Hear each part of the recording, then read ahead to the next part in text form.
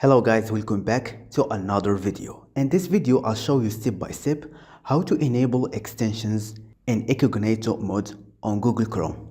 If you enjoy this content, make sure to like, subscribe, and let's get started.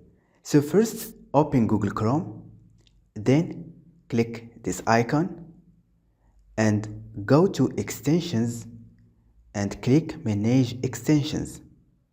This is the all extensions that I have in my Google Chrome.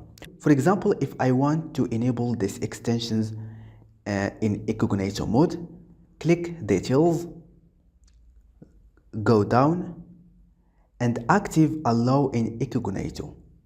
Toggle it on and that's it.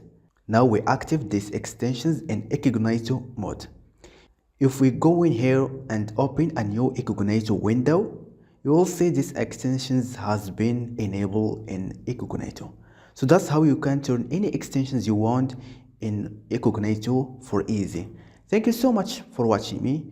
If you found this video helpful, please give a thumbs up and don't forget to subscribe, and see you to the next video.